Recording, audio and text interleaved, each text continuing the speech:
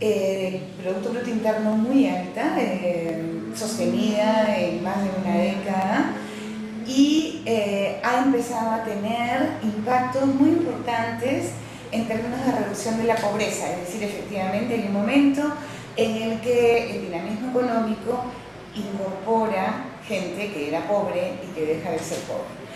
Esta capacidad relativamente inclusiva, digamos, del crecimiento económico tiene, sin embargo, evidentes límites territoriales. ¿Eso qué quiere decir?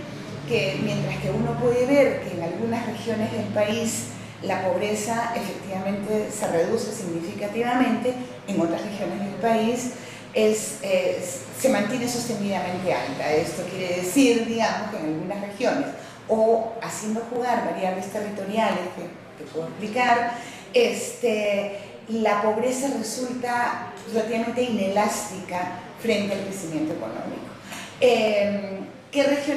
¿Qué cruces territoriales son más evidentes en relación a esta relativa, digamos, autonomía o poca capacidad del crecimiento económico de generar mayor dinamismo para los más pobres?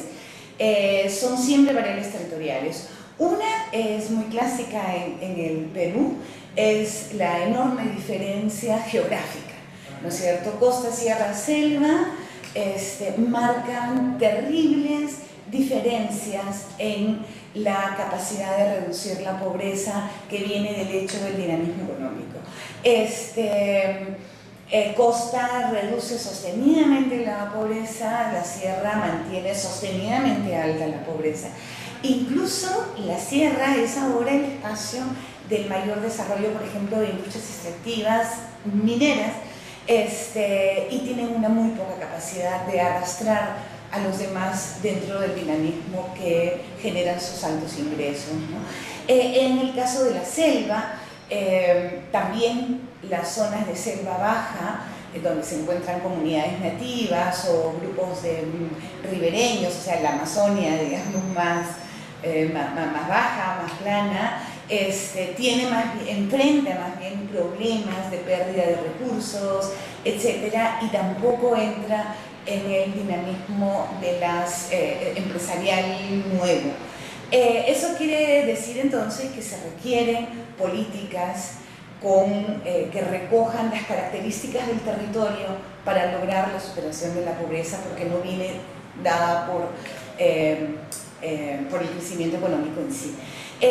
Una variable territorial entonces tiene que ver con la calidad del capital natural, digamos, y la historia de conexiones, carreteras, etc. Otra variable territorial enormemente importante, incluso más que esta gran separación costa-sierra-selva del Perú, es la variable urbano-rural. No hay forma, no hay una sola estadística que muestre que la población rural sigue, digamos, relativamente de cerca el ritmo de mejora de los ingresos de la población urbana. La ruralidad en el Perú se asocia casi en una correlación de 0.9, ¿no es cierto?, a la posibilidad de ser pobre. Y esto entonces hace que las diferencias o las desigualdades territoriales tiendan cada vez más a ser diferencias intraterritoriales, es decir, si bien hay, como digo, grandes regiones que se diferencian, pero al interior de un departamento, de una región política administrativa, uno encuentra la capital y las provincias con una diferencia brutal, y al interior de las provincias el distrito capital respecto de los demás, porque por ahí está una ciudad, hay una concentración de servicios, recursos, etc. No solamente en términos de ingresos, también de calidad educativa, es decir, de variables que influyen en lo que será la pobreza en el futuro. Jóvenes rurales tienen acceso, si acaso, a una educación de muy baja calidad. El Estado peruano no sabe cómo llegar con calidad de servicios equivalentes a los urbanos en el área rural. Esto abre entonces el campo del análisis de la cohesión territorial. es decir, espacios territoriales en los cuales, o territorios en los cuales su población no logra ponerse al ritmo del aprovechamiento de oportunidades que abre el crecimiento económico. Esto genera además descontento, desagregación social, conflicto, en fin, una serie de problemas políticos, descontento con los alcaldes o con los presidentes. El último presidente, el actual, está bastante bien en aceptación, pero en el Perú es normal que un presidente gobierne la mayor parte de su periodo por debajo del 50% de aceptación. Digamos, este descontento con los gobiernos suele ser más fuerte en las áreas de sierra, en el sur, que es más pobre que en el norte, en las áreas rurales de manera significativa, es decir, las personas no encuentran en el Estado la expresión de sus preocupaciones.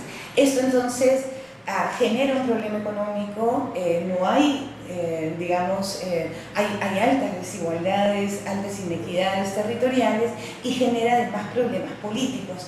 En este momento hay muchos proyectos de inversión, sobre todo en industrias extractivas, paralizados por la conflictividad zonal que dice, bueno, es que la minería se sigue desarrollándose acá, no pasa nada con la pobreza, con la capacidad de dinamizar el empleo, las capacidades, etc., ¿no? Entonces se requieren cada vez más claras políticas con enfoque territorial que lleven hacia la cohesión de los territorios.